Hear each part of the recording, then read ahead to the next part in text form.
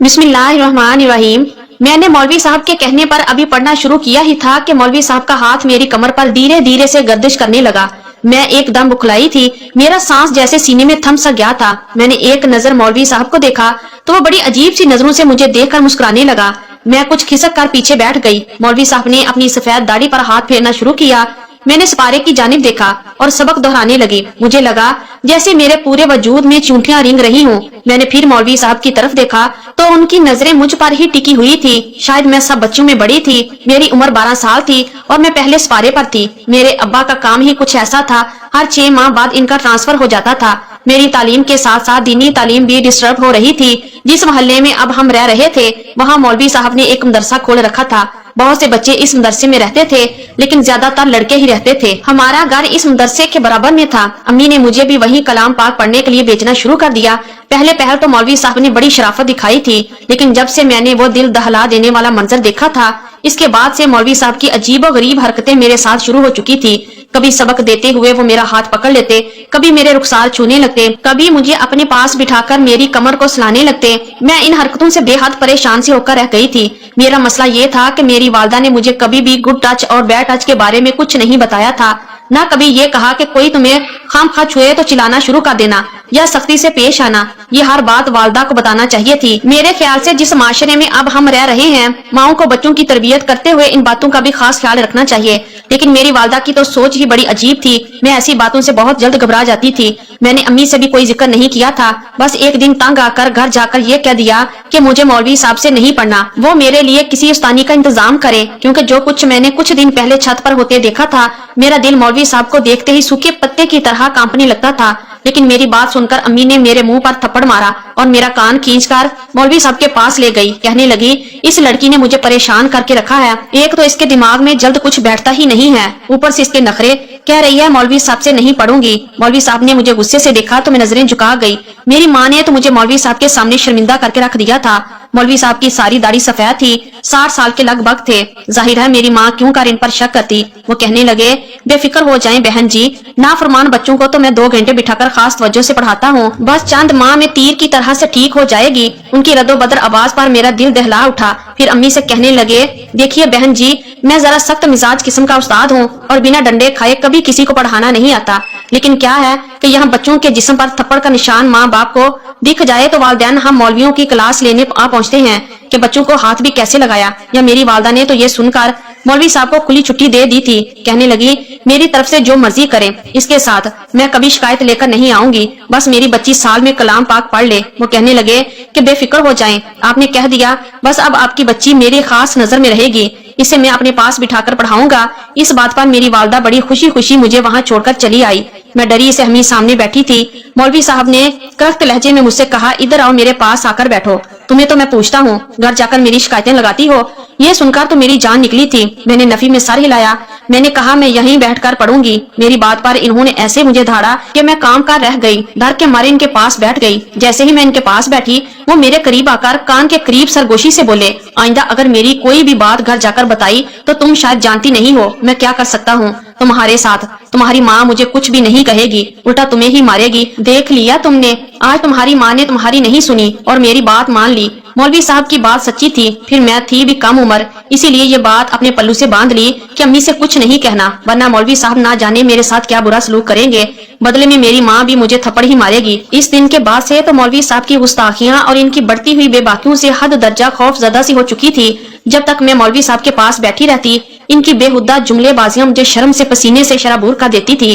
उनकी बढ़ती जसारतें मुझे हवास वाख्ता करती थी। वो मुझे मायनी खजीर मुस्कुराहट से यूं देखते हैं जैसे मेरी बेबसी का मजाक उड़ा रहे हों।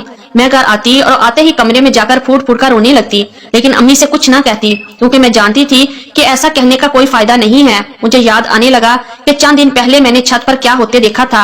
इस रात जो हुआ था वो मेरे होश उड़ाने के लिए काफी था। गर्मियों की रातें हम लोग छत पर सोकर गुजारते थे। छत पर लाइन से सबकी चारपाइयां बिछी हुई थी और स्टैंड फैन लगाकर हम सो जाते थे। मैं बहन भाइयों में सबसे बड़ी थी। बाकी मेरे 2 भाई मुझसे काफी छोटे थे। एक 4 साल का था और दूसरा 3 साल में। रात को अपनी चारपाई पर गहरी नींद सो रही थी जब मुझे किसी की सिसकियों की आवाज सुनाई दी। इस वक्त कौन हो सकता था? मैंने उठकर पूरी छत को देखा, लेकिन सब ही बेखबर करता रहा हूँ। बहुत कमजोरी महसूस हो रही है। ایک تو یہ جنات کے بچے بھی بے حد پریشان کرتے ہیں۔ اس وقت بہت سی خواتین اپنے بچے کو ناظرے کے لیے چھوڑنے آئی تھی۔ مولانا کی بات سن کر بڑی متاثر نظر آ رہی تھی۔ ایک عورت کہنے لگی، جب بھی مولوی صاحب آپ کی چھت سے کسی کی سسکیوں کی آواز آ رہی تھی، یہ سن کر میں بھی چونکی تھی۔ اس کا مطلب وہ آوازیں صرف مجھے ہی نہیں آئی تھی۔ مولوی صاحب کہنے لگے جنات کے بچوں کی تھی۔ میں نے وظیفہ شروع کیا کہ مجھے تنگ کرنے پہنچ گئے۔ میں نے انہیں باندھ دیا، بس پھر کیا ان کی سسکیوں نے پھر میرے ساتھ ساتھ آپ لوگوں کو بھی پریشان کر دیا۔ بات صرف یہیں تک ہوتی تو افسوس نہ ہوتا، لیکن کم وقت جاتے جاتے میرے ایک شاگرد کو مار پیٹ کر گئے ہیں، بیچارہ آج بخار میں پڑا ہے۔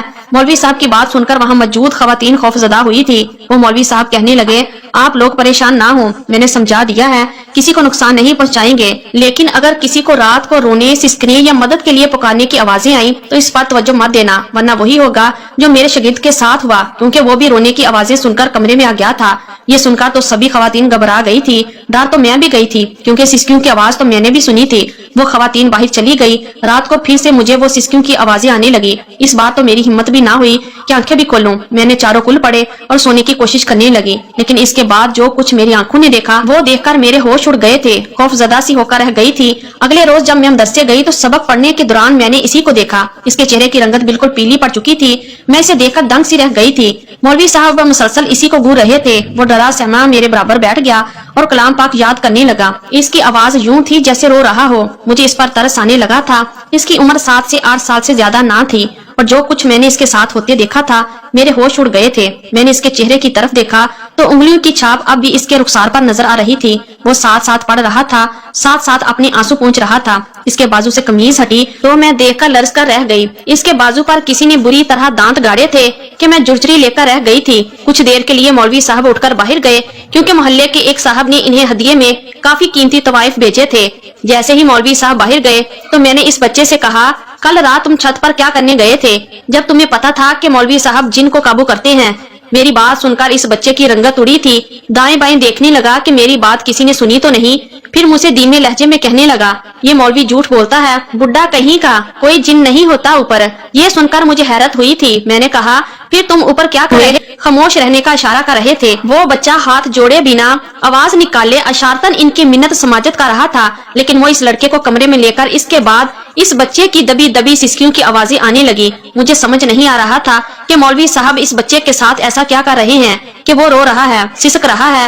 2-3 گھنٹے ایسے ہی آوازیں آتی رہی۔ اس کے بعد جب دروازہ کھلا تو وہ بچہ بری طرح سے رو رہا تھا اور ٹھیک سے چل بھی نہیں پا رہا تھا، اور مولوی صاحب اپنی داڑھی پر ہاتھ پھیر رہے تھے، چہرے سے بڑے حشاش بشاش لگ رہے تھے۔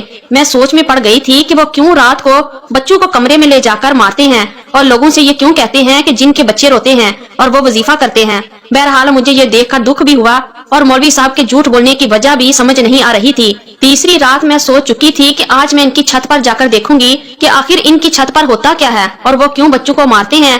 جیسے ہی رات گہری ہوئی مولوی صاحب پھر سے ایک بچے کو چھت پر لے آئے اور کمرے میں لے گئے۔ میں اپنی چارپائی سے اٹھی اور دھیرے سے محتاط قدم اٹھاتی ہوئی مولوی صاحب کی چھت کی دیوار کے پاس جا کر کھڑی ہو گئی۔ وہ دیوار زیادہ اونچی نہ تھی، میں بآسانی ان کی چھت پر جا سکتی تھی۔ میں دھیرے سے دیوار کی منڈیر پر بیٹھی اور دوسری جانب اتر گئی۔ اب مجھے اس بچے کی سسکیوں کی آوازیں سنائی دینے لگی تھی۔ میں دھیرے سے چلتی ہوئی کمرے کی کھڑکی کے پاس جا کر کھڑی ہو گئی۔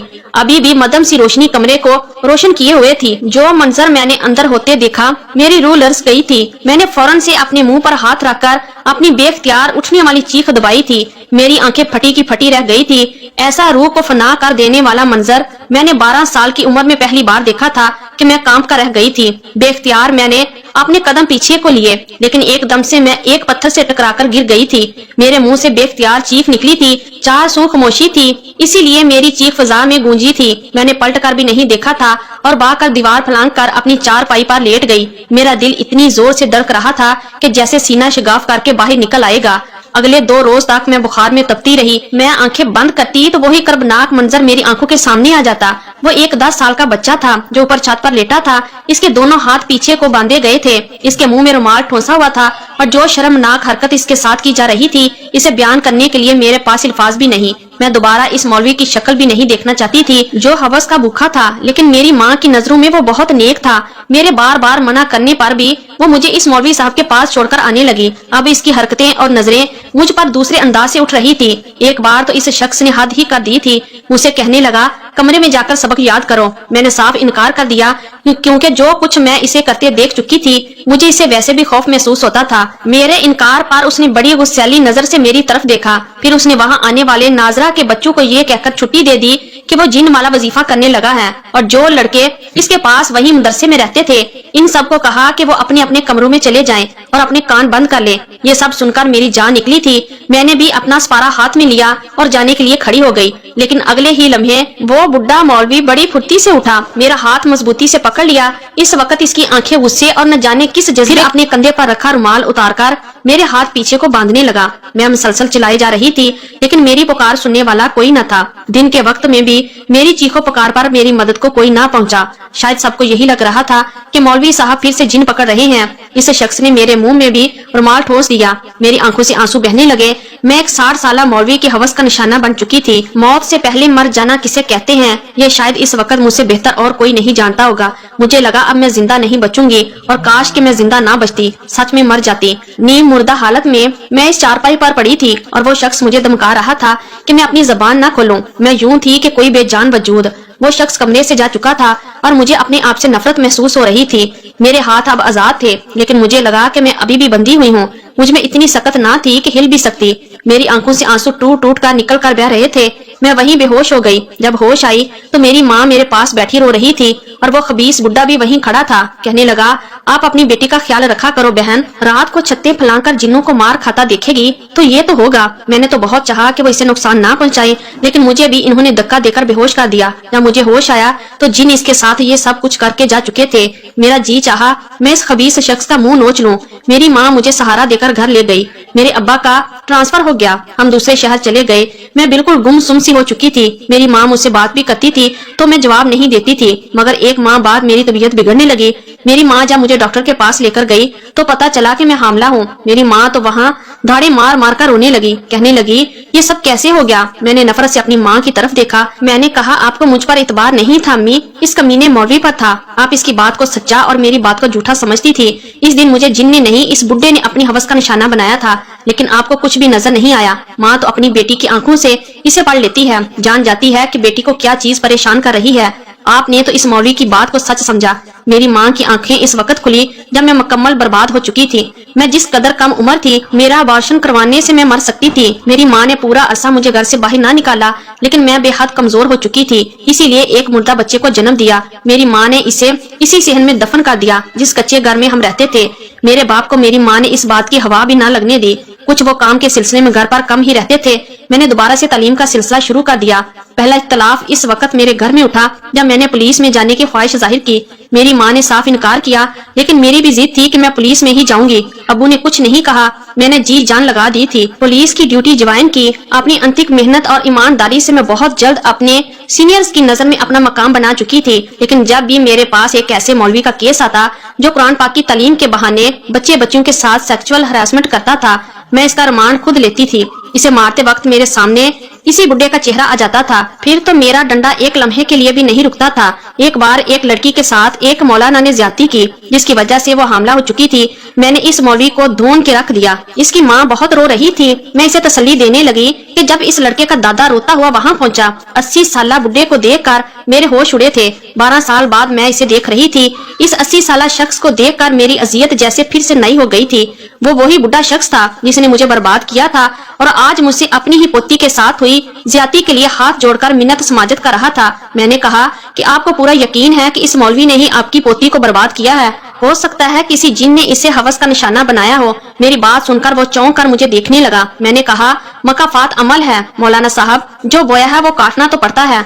हो सकता है आपकी पोती को बर्बाद करने वाला भी आपका कोई शागिर्द हो जिसे आप छत पर लेकर जाते थे। मेरी बात सुनकर वो शख्स दिल पकड़कर वहीं कुर्सी पर बैठ गया। मेरी आंखों में आज भी इस शख्स के लिए सिर्फ नफरत थी। तो ये थी हमारी आज की स्टोरी। अगर आप लोगों को अच्छी लगी है तो प्लीज वीडियो को लाइक कीजिए और हमारे चैनल को भी सब्सक्राइब कीजिए और कमेंट बॉक्स में अपनी राय का इजहार जरूर कीजिए। शुक्रिया। अल्लाह हाफिज।